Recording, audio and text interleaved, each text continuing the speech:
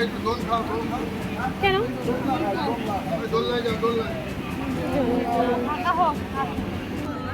এদিকে খাওয়া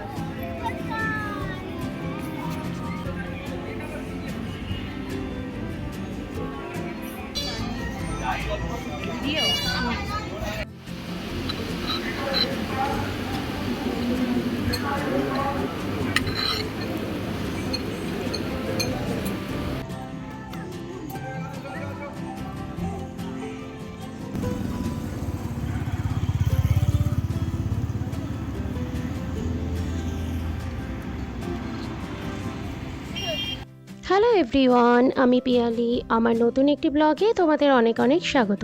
আজ তৃতীয় দিন, বাড়িতে ফেরার পালা। তো আমাদের হাতে আরও কিছুক্ষণ সময় আছে। সকাল 10টা নাগাদ হোটেলে চেক আউটের টাইম, তাই ভাবছি এখনও তো সময় আছে, মেয়েরা ঘুমোচ্ছে। আমরা দুজনে কালকের মতো আজকেও বেরিয়ে পড়েছি হাঁটতে বেরোনোর জন্যে। তো কালকে তো ওর বাবা অনেক দূর অবধি যেতে চেয়েছিল, আর সেটা হয়ে ওঠেনি, তাই আজকে আমরা অনেকজনে মিলে ফাইনালি চলে এসেছি সেই পর্যন্ত। তো এখানে এসে দেখছি পুরোনো গাছের গুঁড়িগুলো এমনভাবে পড়ে রয়েছে, কীরকম ভয়ঙ্কর মনে হচ্ছে না, যে কোনো প্রাণীর হয়তো কঙ্কাল পড়ে রয়েছে। তো এখানে আসতে পেরে অন্তত ভালো লাগছে যে আমরা এখানে আসতে চেয়েছিলাম, আসতে পেরেছি। প্রায় 2 কিলোমিটার চলে এসেছি। এবার ফিরে যাওয়ার পালা। এতটা ফিরে যাওয়া মানে বিরাট ব্যাপার এই রোদ গরমের মধ্যে। বিভৎস গরম লাগছে, তো এখন ফিরে তো যেতেই হবে। তো এখানে যেহেতু এসেছি, একটু ছবি টবি তুলে নিয়েছি আমরা। আস্তে আস্তে এতটাই হাঁপিয়ে গেছি যে এই চালাটার নিচে বসে একটু রেস্ট নিয়ে নেব। আর পারছি না যে চায়ের দোকান অবধি হেঁটে যাব। তো এখানে কিছুক্ষণ রেস্ট নিয়ে নিই, তারপর যাচ্ছি।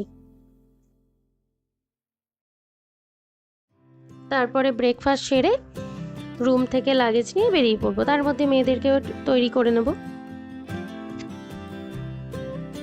ব্রেকফাস্ট সেরে লাগেজ ফাগেজ নিয়ে আমরা রিসর্ট থেকে বেরিয়ে পড়েছি বাড়ি যাওয়ার উদ্দেশ্যে। যেতে মন চাইছে না, কিন্তু কিছু করার নেই। ছেড়ে যেতে কারই বা ভালো লাগে? এই দৃশ্য ছেড়ে কিন্তু যেতে ইচ্ছে করে না, বিশেষ করে সমুদ্রকে ছেড়ে তো যেতেই ইচ্ছে করে না, কিন্তু যেতে তো হবেই। সংসার আছে, বাচ্চাদের পড়াশোনা রয়েছে, আর যেতে পারলে তবেই আবার ফিরে আসবো, কি বলো? তাই মনে দুঃখ নিয়ে বাড়ির উদ্দেশ্যে রওনা দিয়েছি।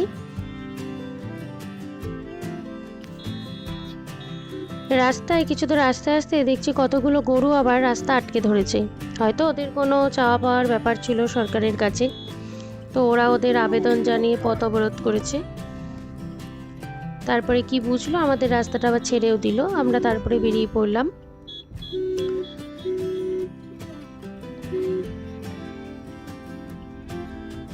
হয়তো কোনো অবরোধ নিয়ে বসেছে। চারিদিকে না এরকম সমুদ্রের থেকেই হয়তো জল কেটে কেটে নিয়ে এখানে দেখছি এইভাবে চাষবাসগুলো হয়। দেখতেও বেশ ভারী ভালো লাগছে।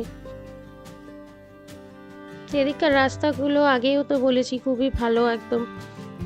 কিছু দূর আসার পর দেখছি যে বাড়ি থেকে ফেরার সময় যেরকম আকাশ ছিল, ঝিরিঝিরি বৃষ্টি ছিল, বাড়িতে মনে হয় ফিরবও সেভাবে। আকাশটা দেখো সেই ফেরার দিনের মতো না?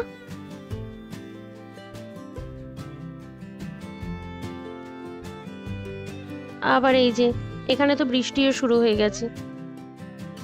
আলো মুষলধারে বৃষ্টি হচ্ছে। এমনই হচ্ছে জানো তো, কিছু দূর যাচ্ছি বৃষ্টি, আবার কিছুটা যাচ্ছি রোদ। মানে এত বাজে একটা ওয়েদার, কিছু করার নেই, এর মধ্যে দিয়েই যেতে হচ্ছে। গাড়ি চালাতে তো অসুবিধা হচ্ছেই, তার জন্য আবার একটু দেরি হচ্ছে। এখানে আবার পরিষ্কার, এই দেখো।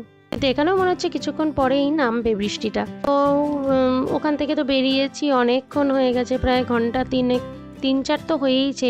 তো আমাদের এবার খিদে পেয়ে গেছে, দুপুর 2:30 বাজে। এবার কোলাঘাটে দাঁড়িয়ে আমরা একটু লাঞ্চ করে নেব। এজন্যে আমরা এই শেরি পাঞ্জাব যে রেস্টুরেন্টটা, তোমরা অনেকেই হয়তো নাম শুনেছো, এখানেই দাঁড়াবো ঠিক করেছি। এই যে চলেও এসেছি এখানে বলতে বলতে। এর আগে ওই দিকটা দিয়ে ঢুকতাম, সামনেটা দিয়ে, এখন দেখছি সাইড দিয়ে গেটটা করেছে। অনেকদিন আসিও না, সেই 8 বছর আগে যখন দীঘা গেছিলাম তখন এসেছিলাম। এদিকে তো আমাদের সচরাচর আসা হয় না। তো ভেতরটা বেশ ভালো সাজিয়েছে এরা। তো এই যে এইখানে আমরা বসবো বলে ঠিক করেছি। বাইরেটা খুব গরম, তো এখানে এই মুহূর্তে টেবিল ফাঁকা নেই, তো টেবিল ফাঁকা হলে আমরা বসবো। তো আমরা এখন এদিকে একটু রেস্ট নিয়ে নিই। গাড়িতে যতই বসে আসি না কেন, গাড়ির মধ্যে যেহেতু একটা বদ্ধ জায়গা, তাই আমরা কিন্তু গাড়ির মধ্যে বসে থেকেও বড্ড হাঁপিয়ে যাই, কি বলো? তাই বাচ্চারা এদিকে একটু ফাঁকা দোলনা পেয়েছে, ওরা এখানে একটু দোল খাবে। আর এই যে এন্ট্রান্সটা তোমাদের বলছিলাম না, খুব সুন্দর, দেখো একটা হেরিটেজ মতো ফিল আসছে। তো এদিকে বাচ্চারা দোল খাচ্ছে।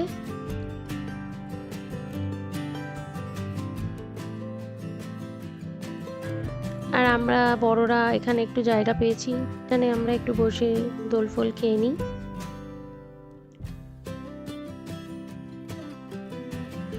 আর আমরা যতই বড় হই না কেন, দোল না দেখলে কিন্তু আমরা নিজেদেরকে ঠিক রাখতে পারি না। তার মধ্যে নিজেরা একটু ফটোও তুলে নিচ্ছি, কারণ এই তো শেষ, বাড়ি গেলে তো যে যার মতো আবার সংসারে আটকা পড়ে যাব। ফাইনালি টেবিল পাওয়া গেছে, এবারে খাবার দাবার অর্ডার দেওয়া হয়েছে। খাবারে অর্ডার করা হয়েছিল গ্রিন স্যালাড, চিকেন বাটার মশলা, ফ্রাইড রাইস আর ভেজ পোলাও। তো ওরা খেলো ফ্রাইড রাইস আর চিকেন বাটার মশলা, আর আমরা খেলাম, মানে আমরা মা মেয়েরা আর কি, ভেজ পোলাও আর চিকেন। আর ছেলেরা খেলো, মানে ওর বাবা আর তার বন্ধুরা খেলো রুটি, তড়কা, টক দই এগুলো। যেহেতু গাড়ি চালাবে, যদি ভাতের আইটেম খায় তাহলে তো ওদের ঘুম পেয়ে যাবে।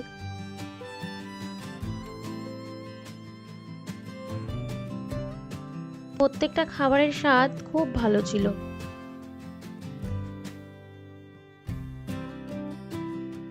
তো খাওয়া দাওয়া কমপ্লিট করে আমরা এবার মশলা কোক অর্ডার করে নিয়েছি। রুহি তো এই কোক ফোক এগুলো খায় না, ওরা আইসক্রিম নিয়ে নিয়েছে। ওকে, কি টপিং করলে? আচ্ছা চলো চলো ওদিকে চলো। লাঞ্চ সেরে এবার এদিকে গাড়ির পার্কিংয়ে এসেছি। অনেকটা বেশ, ওখান থেকে পার্কিংটা এতটা হাঁটতে বেশ ভালোই লাগছে, যেহেতু বৃষ্টি হয়েছে, ওয়েদারটা খুব ভালো। তো এইখানকার অ্যাম্বিয়েন্সটাও খুব সুন্দর, চারিদিকটা এত সুন্দর সাজিয়েছে, আর এত গাড়ি তবু কোনো ভিড়ের ব্যাপার নেই। দেখো সুন্দর ফাঁকা ফাঁকা জায়গাটা, আর খুব পরিষ্কার, চারিদিকে গ্রিনারি রয়েছে।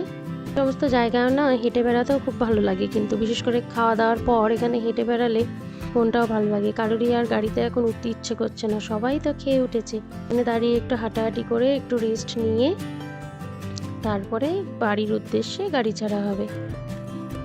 আর এই যে দুটো দৌড়ে বেড়াচ্ছে। এবার বেশিক্ষণ রেস্ট নিলেও তো হবে না, তাহলে বাড়ি পৌঁছতে পৌঁছতে অনেক রাত হয়ে যাবে। তাই আমরা এবার রওনা দিয়ে দিয়েছি। এই যে সেই রূপনারায়ণ নদীর ওপর দিয়ে যাওয়ার সময় যাচ্ছিলাম না, আবার সেটা দিয়ে যাচ্ছি। তো এখানে আকাশটা দেখছি পরিষ্কার, এখন আর সামনে খুব একটা বৃষ্টি হবে বলে তো মনে হচ্ছে না। আকাশ দেখছি বেশ ঠিকই আছে।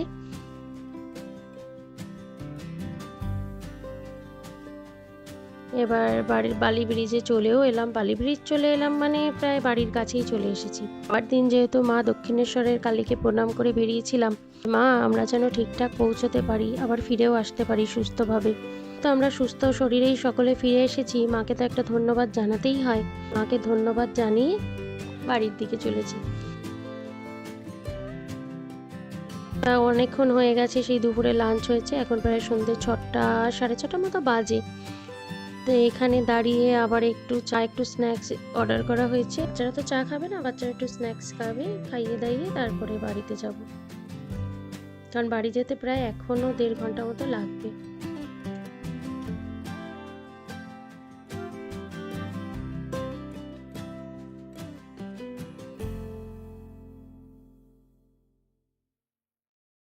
তো এই যে বাড়িতে এসে একটু লিকার করে নিচ্ছি, আর বাচ্চাদের একটু দুধ দিয়ে দিয়েছি।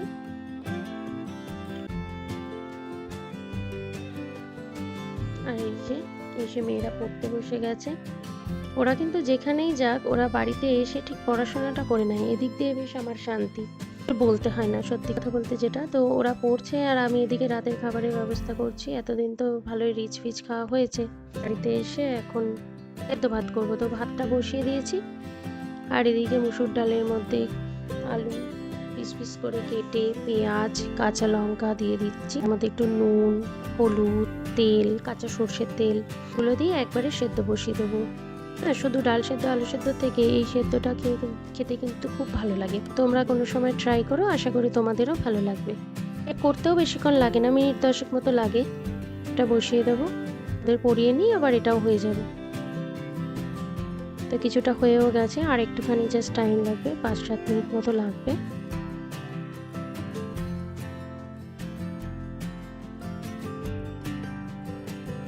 ব্যাস, এবার ফাইনালি এটা হয়ে গেছে। এবার ওদের খেতে দিয়ে দেবো, ওদের পড়াও হয়ে গেছে।